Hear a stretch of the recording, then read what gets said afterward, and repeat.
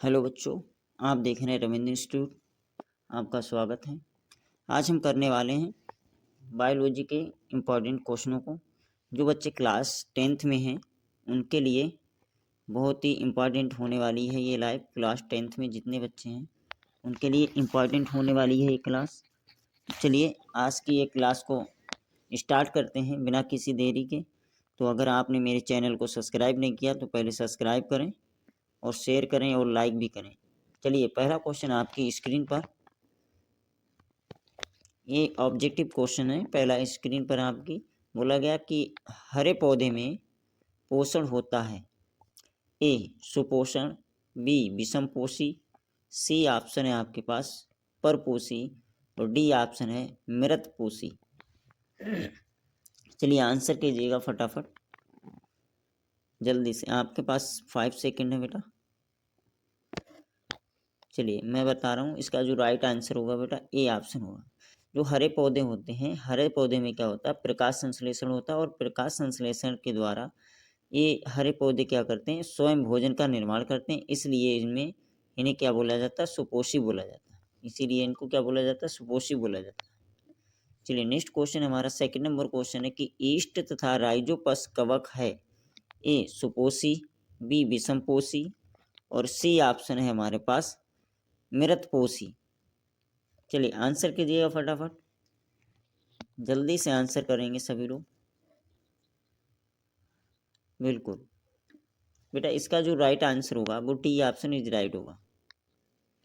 ठीक है, ईस्ट और राइजोपस, जो ईस्ट और राइजोपस होते हैं ये क्या होते हैं, कवक होता है। कैसा होता है, कवक, जिसको फफूंद भी बोलते हैं। क्या बोलते हैं, फफूंद। ठीक है, फफूंद भी बोलते हैं। और ये कहाँ पे मिलते हैं, मृत, है ना। मृत या कोई अपघटित कार्बनिक पदार्थ से ये पोषण प्राप्त करते हैं, इसीलिए इन्हें मृतपोषी कहते हैं। ठीक है, इसीलिए इन्हें मृतपोषी कहते हैं। नेक्स्ट क्वेश्चन हमारा अगला क्वेश्चन है कि थर्ड नंबर क्वेश्चन है हमारा बेटा। चलिए थर्ड नंबर क्वेश्चन को करेंगे कि पचे हुए भोजन का अवशोषण होता है। आपको बताना है जो पचा हुआ भोजन है उसका अवशोषण कहाँ होता है। ए आमाशय में, बी गृहिणी में, सी क्षुद्रत में और डी बड़ी आंत में। क्षुद्रत मतलब छोटी आंत होती है बेटा, क्षुद्रत क्या होती है, छोटी आंत होती है।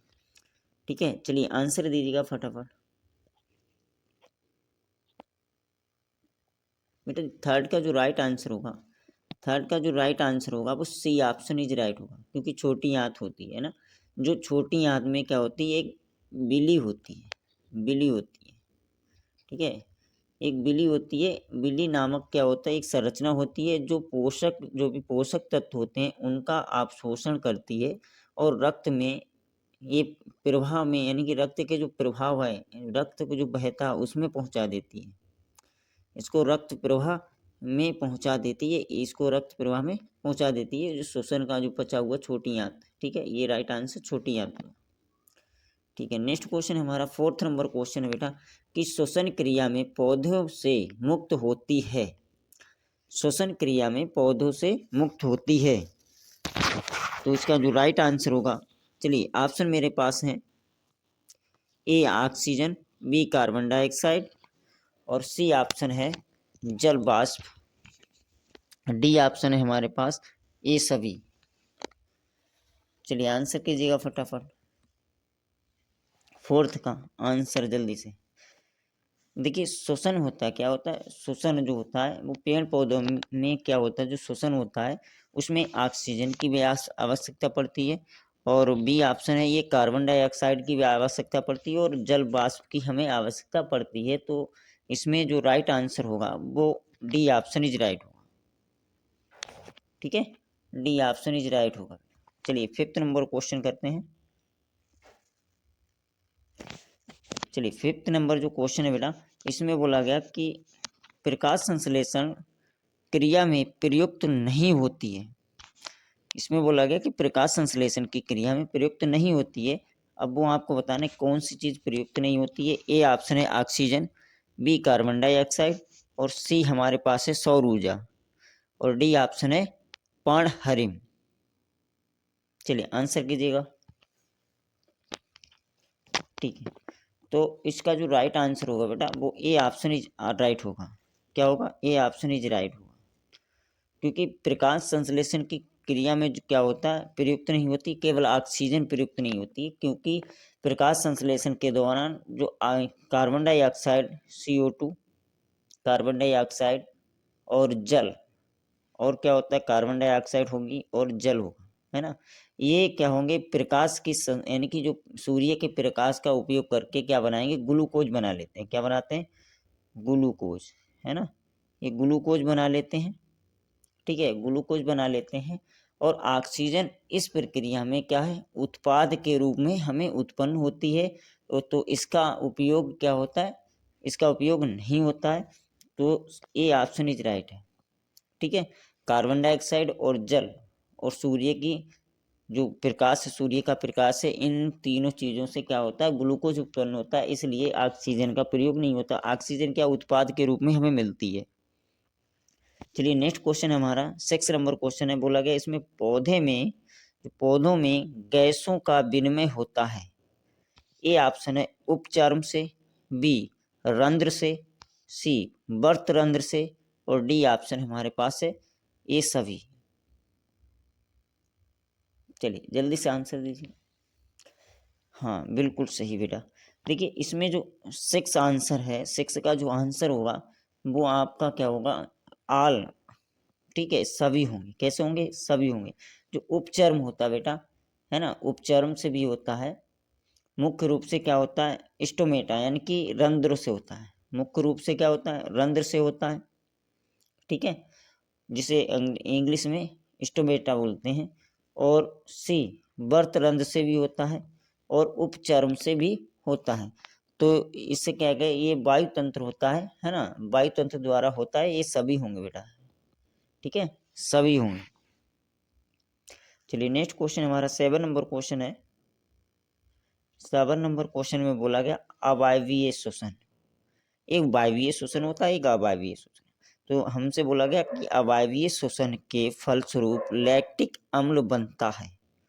ए ऑप्शन है आपके लिए ईस्ट में, बी खम्भ कोशिकाओं में, सी पेशी कोशिकाओं में, डी फेफड़े में। चलिए आंसर कीजिएगा फटाफट। देखिए क्या होती है, जो अवायवीय कोश यानी कि जो अवायवीय होते हैं वो पौधे में गैस का आदान प्रदान करते हैं। गैस का आदान प्रदान करते हैं बेटा, है ना। जो गैस, सॉरी 7 नंबर है ना, हाँ 7 नंबर, सॉरी 7 नंबर में, यानी कि अवायवीय क्या होते हैं, ये जब कोशिका होती है, कोशिका में ऑक्सीजन की अनुपस्थिति में जब कोशिका की ऊर्जा उत्पन्न करती है, क्या करती है, ऊर्जा उत्पन्न करती है ऑक्सीजन की अनुपस्थिति में। यानी कि जब ऑक्सीजन की अनुपस्थिति होगा तो अवायवीय श्वसन होगा, जिसे कहते हैं अनाक्षी श्वसन। ठीक है, अनाक्षी श्वसन भी कहते हैं। इसमें क्या होती है, कोशिका की यानी कि जो ऑक्सीजन होती है आपकी, ऑक्सीजन की अनुपस्थिति में क्या होगी, है ना, ऑक्सीजन की जो अनुपस्थिति होगी तब ये कोशिकाओं को ऊर्जा उत्पन्न करनी होती है। लेकिन क्या होता है, जो अवायवीय श्वसन है उसके द्वारा लैक्टिक अम्ल बनता है। इसके द्वारा क्या बनता है बेटा, लैक्टिक अम्ल बनता है, जिससे क्या होती है, विशेष रूप से मांसपेशियों में भारी व्यायाम के दौरान होता है। ये आप ज़्यादा सा व्यायाम करेंगे तब ये होगा। ठीक है, चलिए तो इसका जो राइट आंसर क्या होगा, यानी कि हमारा जो राइट आंसर होगा वो 7 का सी ऑप्शन हो जाएगा, है ना। यानी कि पेशी कोशिकाओं में कैसा लैक्टिक अम्ल बेटा कहाँ बनता है, पेशी कोशिकाओं में। ठीक है, पेशी कोशिकाओं में बनता है। 8 नंबर क्वेश्चन है हमारा। 8 नंबर क्वेश्चन में बोला गया कि आमाशय के जठर रस में प्रोटीन पाचक एंजाइम होता है। आमाशय के जठर रस में प्रोटीन का पाचन एंजाइम होता है। चलिए तो ऑप्शन है आपके पास ट्रिप्सिन, बी ऑप्शन है पेप्सिन, और सी ऑप्शन है काइमोट्रिप्सिन, और डी ऑप्शन है लाइपेज। ठीक है, चलिए आंसर कीजिएगा। बेटा इसमें जो राइट आंसर होगा, 8 का जो राइट आंसर होगा वो आपका बी ऑप्शन इज राइट होगा। 8 का बी ऑप्शन इज राइट होगा, क्योंकि पेप्सिन होता है। क्या होता है बेटा, पेप्सिन इज राइट आंसर होगा, क्योंकि आमाशय में उपस्थित जो जठर रस होता है गैस्ट्रिक यूरिक होता है है ना। गैस्ट्रिक यानी कि गैस्ट्रिक पाचक एंजाइम जितने भी होते हैं उसमें क्या होता है, पेप्सिन नामक एक एंजाइम पाया जाता है जो प्रोटीन के छोटे छोटे पेप्टाइड्स में तोड़कर उसे तोड़ने का काम करता है। ये क्या होता है, पेप्सिन क्या करेगा, ये प्रोटीन को क्या करेगा बेटा, प्रोटीन जो प्रोटीन होती है उसको तोड़ देगा, छोटे छोटे टुकड़ों में तोड़कर क्या बनाएगा, पेप्टाइड्स बना देता है ना, पेप्टाइड्स बना देता है, पेप्टाइड्स बना देता है, ठीक है, पेप्टाइड्स बना देता है, इसलिए ये राइट आंसर होगा। चलिए नेक्स्ट क्वेश्चन हमारा 9 नंबर क्वेश्चन है। 9 नंबर क्वेश्चन में बोला गया कि पुष्पीय पादपों में जल संवहन होता है, ए वाहिनिका द्वारा, बी वाहिका द्वारा, सी वाहिनिका तथा वाहिका द्वारा और डी चालनी नलिकाओं द्वारा, चालनी नलिकाओं द्वारा। चलिए आंसर कीजिए। देखिए जो इसका जो राइट आंसर 9 का जो राइट आंसर होगा बेटा वो सी ऑप्शन इज राइट होगा, ठीक है, सी ऑप्शन। आप कहोगे सी ऑप्शन कैसे होगा, तो जो राइट आंसर सी आंसर इसलिए होगा क्योंकि पौधे में जल संवहन का मुख्य रूप से क्या होता है, जाइलम ऊतक होता है ना, जल का संवहन कौन करता है, जाइलम ऊतक, ठीक है बेटा, कौन करता है, जाइलम ऊतक करते हैं, जल का संवहन, जल का जो संवहन करते हैं वो जाइलम ऊतक करते हैं। अब जब जाइलम ऊतक करते हैं तो इसमें उपस्थित जो वाहिकाएं होती हैं, है ना, और वाहिकाएं और वाहिक नलिकाएं, ठीक है, इनके मध्य से होती हैं, इसके मध्य में होती हैं, क्या होती हैं, इनके मध्य में होती हैं, ये जो होती हैं इनके मध्य में होती हैं, वाहिनिका और वाहिका इनके मध्य में होती हैं जाइलम की, ठीक है, जो राइट आंसर होगा वो सी ऑप्शन इज राइट। चलिए 10 नंबर क्वेश्चन है हमारा। पौधे में कार्बनिक भोज्य पदार्थों का संवहन होता है, पौधे में कार्बनिक पदार्थों का संवहन होता है, ए ऑप्शन है जाइलम द्वारा, बी फ्लोएम द्वारा, सी मृदु ऊतक और डी ऑप्शन है खम्भ ऊतक द्वारा। चलिए आंसर कीजिएगा फटाफट।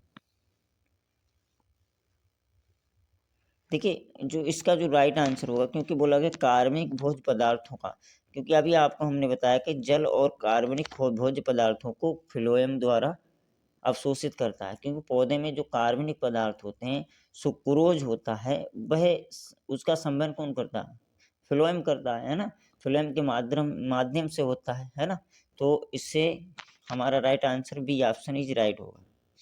चलिए 11 नंबर क्वेश्चन है कि श्वसन क्रिया को दर्शाने वाले प्रयोग में फ्लेक्स में से बीज होनी चाहिए, यानी कि बीज कैसा होना चाहिए आपको बताना है, ए शुष्क बीज, बी भुने बीज, सी ऑप्शन है उबले बीज और डी ऑप्शन है अंकुरित बीज। चलिए आंसर कीजिएगा 11 नंबर।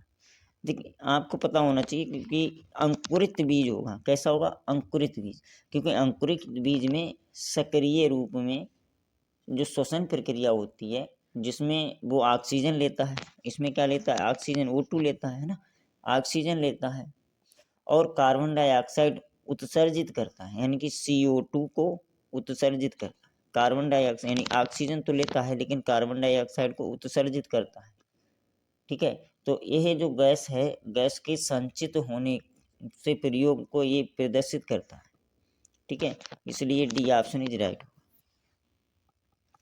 चलिए 12 नंबर क्वेश्चन है। 12 नंबर क्वेश्चन में बोला गया खाद्य पदार्थ में स्टार्च की उपस्थिति की जांच के लिए किस रासायनिक अभिकर्मक की आवश्यकता होती है, तो ए ऑप्शन है मिथाइल ब्लू, बी आयोडीन, सी ग्लिसरीन और डी हाइड्रोक्लोरिक अम्ल। जल्दी से आंसर। बिल्कुल बी ऑप्शन इज राइट होगा, बी ऑप्शन इज राइट होगा, क्यों, क्योंकि देखिए इसमें क्या होता है, जो आयोडीन होता है ना, आयोडीन का विलयन स्टार्च के साथ प्रतिक्रिया करता है, जो स्टार्च होता है उसके साथ क्या करता है, प्रतिक्रिया करता है और नीले काले रंग का परिवर्तित कर देता है, यानी कि नीले को काले रंग का परिवर्तित कर देता है, तो स्टार्च की जो उपस्थिति की पहचान की जाती है, इससे किससे, स्टार्च की उपस्थिति की पहचान की जाती है आयोडीन से। ये कैसा, नीले और काले रंग का कर देता, नीले काले रंग का, इससे हमें आयोडीन की पहचान होती है, ठीक है। और ये स्टार्च में बदल देता है, किसमें, स्टार्च के रूप, क्योंकि आयोडीन में स्टार्च होती ही है बेटा। चलिए 13 नंबर क्वेश्चन है कि एक छात्र ने पत्ती की बाह्य त्वचा की झिल्ली का पार्श्व संख्या अंकित चित्र, जो रेखा चित्र बनाया, की संख्या द्वारा चिन्हित भाग क्लोरोप्लास्ट को प्रकट करता है। अब इनमें से आपको बताना है, ये जो संख्या दी हुई है बेटा, ये जो संख्या दी हुई है, इसमें से आपको बताना है कि क्लोरोप्लास्ट कौन सा है, ठीक है। देखिए इसमें जो आपको एक कोशिका दे दी गई, तो उस कोशिका झिल्ली को आपको बताना है इसमें कौन सा राइट है। ये ऑप्शन है 1, 2, C3, D4। चलिए आंसर कीजिएगा। हाँ, 3rd नंबर इज राइट, यानी कि सी ऑप्शन इज राइट होगा। देखिए क्लोरोप्लास्ट का होता है, क्लोरोप्लास्ट जो होता है वह एक कोशिकांग है जिसमें प्रकाश संश्लेषण की प्रक्रिया होती है, और यह हरे रंग का होता है। कैसे हरे रंग का होता है, और पत्तियों में मेसोफिल कोशिकाओं में, जो पत्तियां होती हैं पत्तियों की मेसोफिल कोशिकाओं में पाया जाता है। तो मेसोफिल कोशिकाओं में पाया जाता है, इसीलिए इसको ये यार आप ऑप्शन इज राइट होगा, क्लोरोफिल 3rd वाला है ना, 3rd वाला होगा क्लोरोप्लास्ट, ठीक है। चलिए 14 नंबर, ये तो आपको पता होगा। निम्नलिखित में से कौन सा जीव गलफड़ों यानी कि गिल्स द्वारा श्वसन करता है। ए ऑप्शन है आपके पास मछली, बी कॉकरोच, सी केंचुआ, डी चिड़िया। तो बेटा इसका जो राइट आंसर है वो होगा मछली, क्योंकि मछली क्या करती है, जल में रहती है ना। जो जलीय जीव होते हैं वो गलफड़ों द्वारा, यानी अपने गलफड़ों के माध्यम से पानी में घुले हुए ऑक्सीजन को अवशोषित करके श्वसन करते हैं, ठीक है। चलिए नेक्स्ट क्वेश्चन है हमारा 15 नंबर क्वेश्चन है, निम्न में से कौन सा निम्न में से कौन सा पादप ऊतक नहीं है। ए पेरेन्काइमा, मृत्यु ऊतक, बी विभाज्य ऊतक, इसको इंग्लिश में कहते हैं कोलेनकाइमा, और दृढ़ ऊतक है, दृढ़ ऊतक को कहते हैं स्क्लेरेकाइमा, और डी ऑप्शन है उपकला ऊतक जिसे कहते हैं एपिथेलियम।